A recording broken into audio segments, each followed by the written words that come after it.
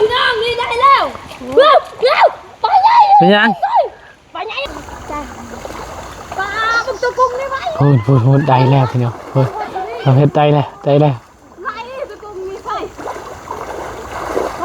พ่อบ้างนี่โดยไปไม่ได้แล้วภาคนั้น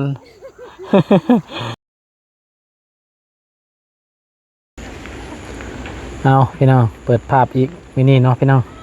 การมาพอกับเฮาคือเก่าคือเดิมพี่น้องเนาะเพิ่มเติมมื้อนี้ก็มาซ่อนปลาคือเก่าเนาะมากับทางน้องไส้แล้วก็มีนาสาวเพชรเนาะก่อนอื่นกับทักทายสบายดีเด้อสบายดีและสวัสดีพ่อแม่พี่น้อง FC เมิร์ดสู่คนเนาะบ่ว่าสิอยู่ในและก็ต่างประเทศก็ยินดีต้อนรับเข้าสู่ช่องบ่าวบุญคงทำมาหากินคือเก่าคือเดิมพี่น้องเนาะไปพี่น้องก็สิไปเบิ่งทางน้องๆไปช้อนก่อนพี่น้องว่าสิได้หรือบ่เนาะเพิ่นไปเมื่อวานนี้ไปกับทางน้องดาวเมื่อวานนี้ค่ะโอ้ได้หลายพี่น้องได้หลายปลาเมื่อวานนี้เอาไว้ปดอยู่นี่เกือบเจ้าลูกปะอยู่หั่นปะน้ำกันเกือบข่อยหั่นเขาว่ารักบอกทางนั้นน้ำขึ้นขี้เหือพี่น้องเป็นตะยานแหงพี่น้องทางนี้เขาเจ้าก็หาหน่อไม้มาขายนี่แหละพี่น้อง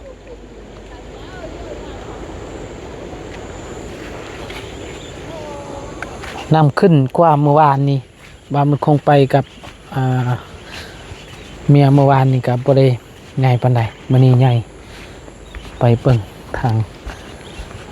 ลูกหลานก่อนช้อนปลาสิได้หรือบ่มื้อนี้เพราะว่ามื้อนี้ก็นำขึ้นลายมื้อนี้พี่น้องบ่คือเมื่อวานนี้ก็นำบ่ลายปานใดพี่น้องมื้อนี้โอ้จิตเต็มพังแล้วพี่น้องเพราะว่าฝนตกเมื่อคืนแล้วก็เมื่อมื้อนี้พี่น้องฝนตกก็เลยมันเฮ็ดให้นำขึ้นวันนี้เนาะถ้าว่ามันขึ้นดนแล้วก็รถใหญ่ก็อาจสิไปบ่ได้ดอกแถวบอนครัวโตเขาเจ้าเฮ็ดใหม่เพราะว่าแต่ละปีคันว่านำขึ้นก็รถไปบ่ได้ไปพี่น้องใส่ดิกระจายรถจะไปใส่ไปรถมาไปมาเห็นสิตกไปมากระจองนะพอตกมันสิเปียกจะหน่อยวันตุนนะวันตุนไปเดี๋ยว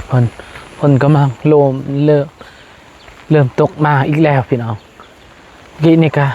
ไม่ได้ตกมาอีกแบบนี้ตกอีกพานำขึ้นแหงเลยไปพี่น้องสิเบิ่งก่อนพันใดหรือว่าป่า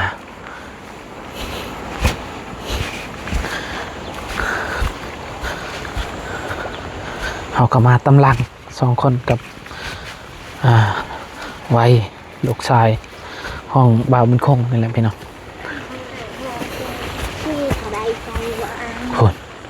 พูดทางน้องชายพูดจากใดหรือว่าเพื่อบังเพิ่นไปช้อนก่อนพี่น้องนำขึ้นไว้เลยเนาะทุกพูดเบิ่งลุ้นน้ำกันพี่น้องม่านบ่น้องใส่เพิ่นช้อนเพิ่นไปก้อนพี่น้อง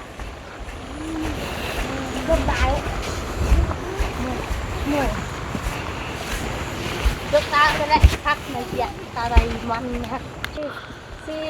นักสันปูสันพรีดาวโน่สันพรีดาวเราคือลุกเลยแหละน่ะสบายดีได้ป่ะงูแบบนั้นบ่มีพิษบ่พองูตัวไหนเดี๋ยวมีจุดหันจุดเป็นงูสีดำเลยบ่เป็นงูนำบ่งูนำสำนีบ่เป็นยังจับไม่ใช่เกือบตอดคอยจนสิตายเลยคอยห้องปีนี่คือว่าได้1คนเกือบสิอุ้มมันแบบนี้คือว่ามันตอดแล้วยัง ได้ป่ะเบิ้งไพ่ได้ คอยบ่มีชีวิตอยู่บางนี้แหละได้คอย ได้ว่าใช่ เลยแหละ เบิ้งโอ้ยยังบลายปันใดเนาะฮังกามาเนี่ยเพิ่นกับฮังกามานี่เพิ่น คอยตกน้ำพี่ ใช่จ้ะ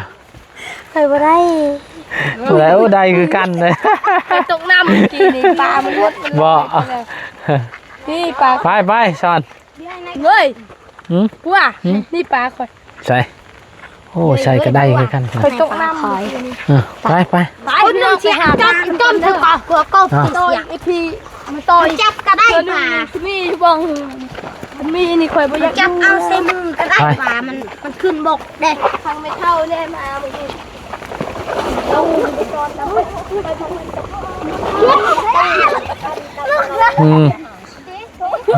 ถูกนำก็ขึ้นแห้งเลยพี่น้อง นั่นเป็นเป้าว่าไหนสักกะ วางน้ำเลิกเด้อน้ำเลือกแบบนี้เพิ่นโซนเท่านี้แหละเอา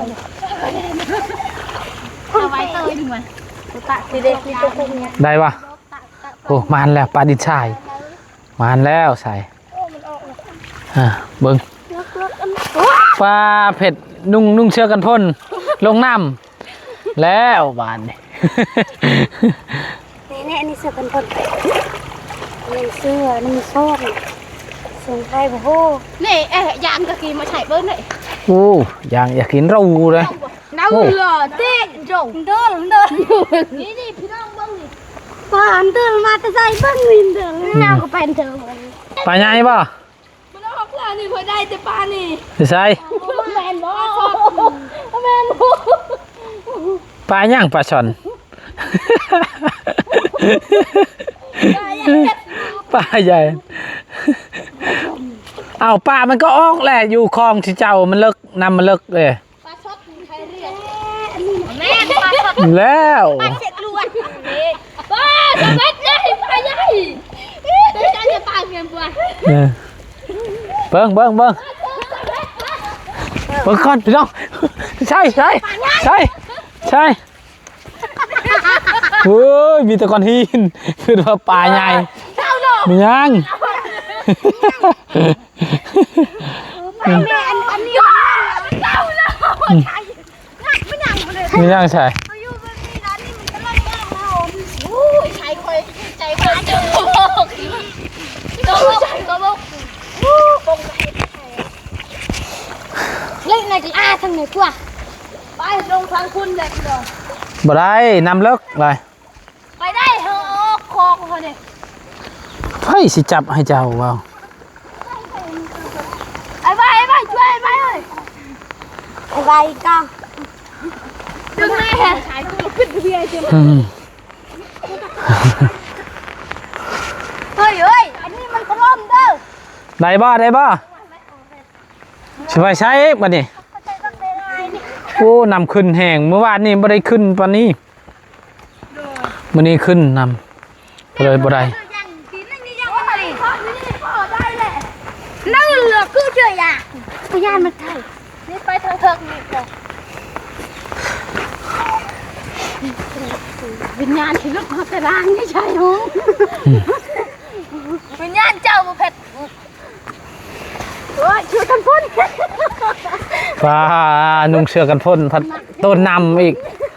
มันจะเกิบอีกคือบ่ปลดเกิบอยู่พ่นโอ้มันหกนะทางนั้นลงได้ป่ะ ง่ายกว่าง่ายเหรอ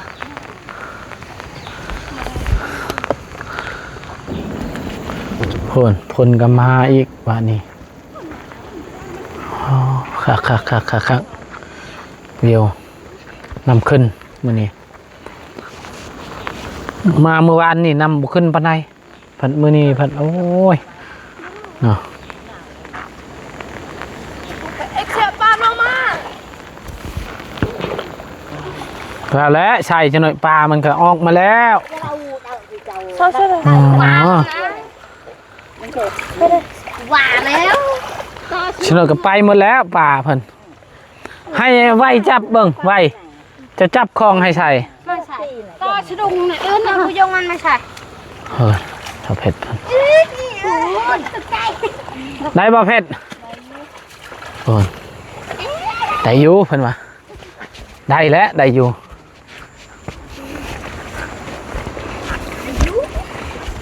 เมื่อกี้นี่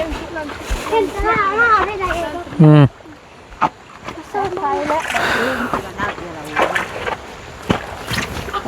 เอ้าว กูมื่นแล้ว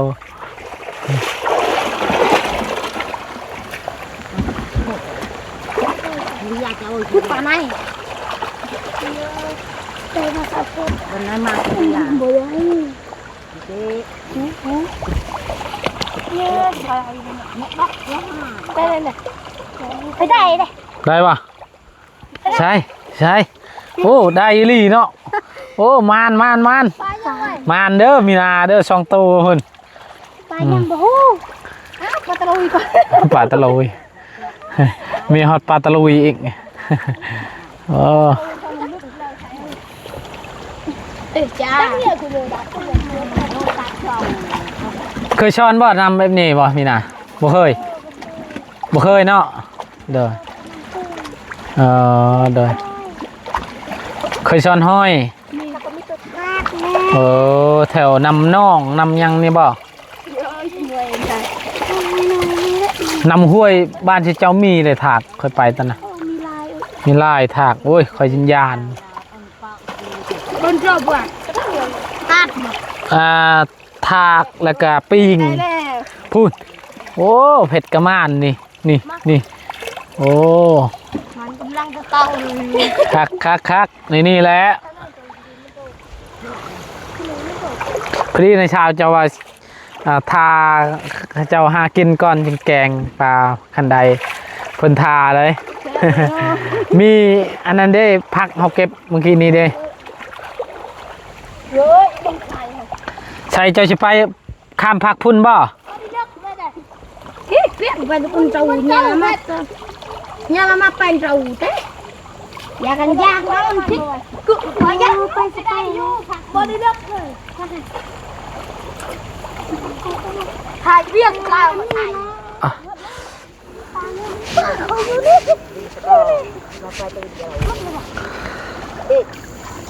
พุ่นใส่ข้ามพักพุ่น ซ้ำโตเลย ได้บ่ ซ้ำโตเลย 3 โตเลยบ่ใส่เบิ่ง เอ้าแม่ป้าชุนายพวกกันยังเอ้า อ้าวมียังอีก เด็เรือนอะไรเต้าทางเต่าเต้าถักเมื่อได้บนคาเปิบภาษาคนเดินภาษาคนเดินภาษาคนแกบอก แกก้อนใช่โอ้พุ่นมานเด้อใส่ผักพุ่นได้เลยเด้พุ่นเต้นแล้วอยู่ใน เจ้าลอยน้ำเต้นไปก่อนนะก็ต้องไปนะไม่ได้เลือกตัวพยายามดีๆจ้ะนะเฮ้ยตัวเตี้ย เอาไว้จับให้ไม่น่าไปลงไปจับให้ จับตัวการจับอันไหนก็ได้ ไป น่าสิได้เคยมันเตี้ยกันพวกต้นทำกันอะไรฮะ โอ้ได้ผักนั่นเลยใช้ได้ตลอด ลองไหมยืนได้มัน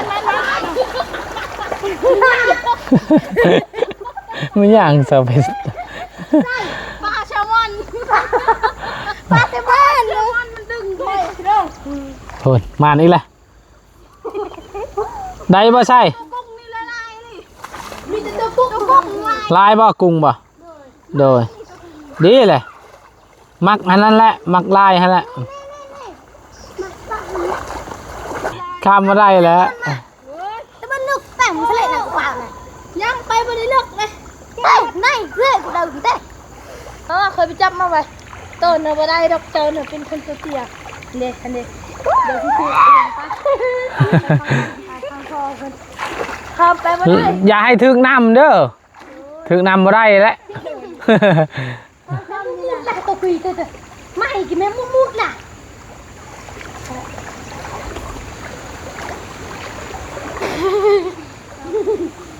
ตอนได้บ่มีนะตอนคอยซับไปที่ลืมว่าท่านสงาย เอาไว้เมื่อยงกล้องไม่ใช่ตัวก ไทยที่ดีบัดใหม่เนื้อไทยผิดกว่าไหนมีเจาะใหม่ถึง7 เมตรสเปเล่ โดยเอาเลยน้ำใช่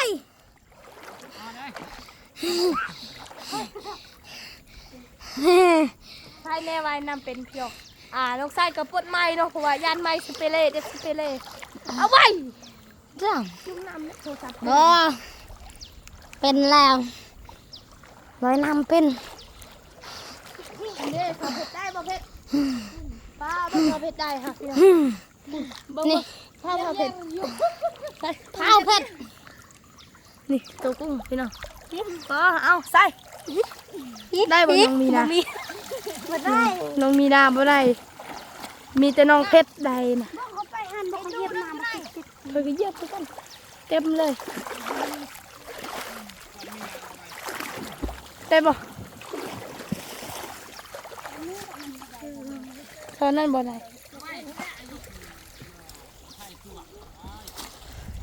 เอาซ่อนตัวกุ้งอันนี้ได้แล้วเนี่ยตัวกุ้งไปหันก่อน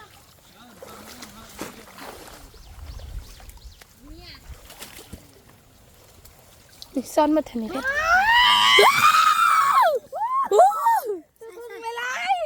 เต็มฮอดนี่น้อง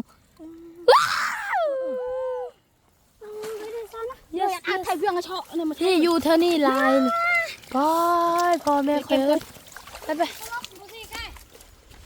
คอยกับสอนอยากสอนคือกันนะพี่น้องให้น้องไวเท้าไวน้องไวจับกองเห็นอยู่อ่ะมันน้อยเห็นพอดีมันใหญ่ๆนี่ชูยังไงที่จะกุ้งหมดนี่พี่น้องธรรมชาติเนาะ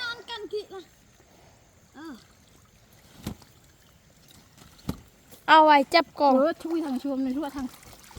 มันอยู่อันนั้นบนปุกไผ่หันไว้เลยจับดีๆเด้อเด้อเอาเจ็บไผ่ที่นี่แหละคอยสิตาไผ่คนที่เจ็บปลาแคบตัวกุก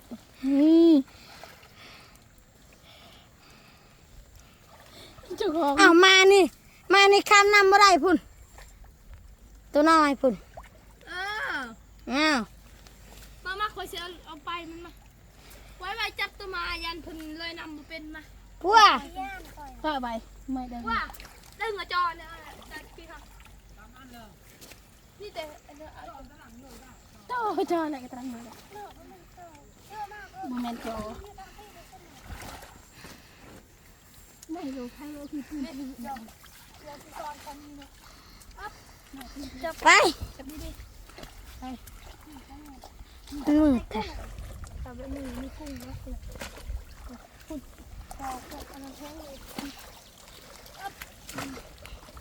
ตะบุญมีอะไรปัวกุ้งเผ็ดได้บ่น้ำลึกบ่ใส่มองในแห้งคักบ่มีมองหายแล้วตัวกุ้งหายแล้วไปวะเจ้าเสือเขาไปยังประเดี๋ยวเขายันนั่นตัวยันมันมุ่งยันมุ่งนี่โอ้ซอยน่เอาตกน้ำมันมีน้ำลายเลยพี่น้องเบิ่งขออนุญาตเด้อพี่น้องนี่เบิ่งนี่สองอันเลยขออนุญาตเด้อสองอันเลยมันน้ำมันไม่ใช่อ่ะฝ่ายสองอันเลยน้ำสองอันแล้วมันน้ำสองอัน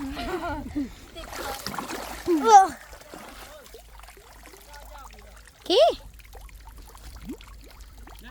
วายุเจ้าของเห็นเนาะนั่นแหละคอยว่าอยากซอยอยู่บังก็ข้ามน้ำเลยตกน้ำเด้อตกน้ำ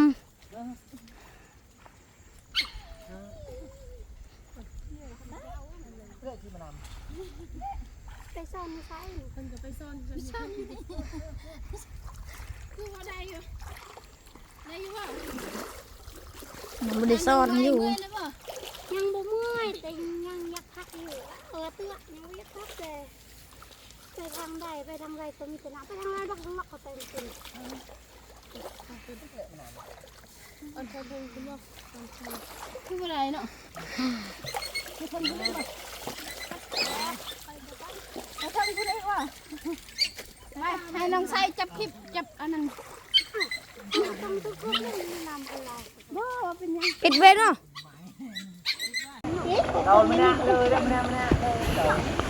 ได้ป่ะ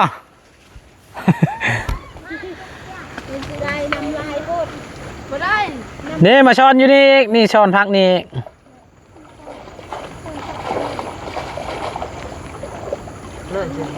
ไปไป โอ้กินกับเอาเกิดเป็นอะไรถ้ามันเลิกระยะแล้วมีแต่ว่า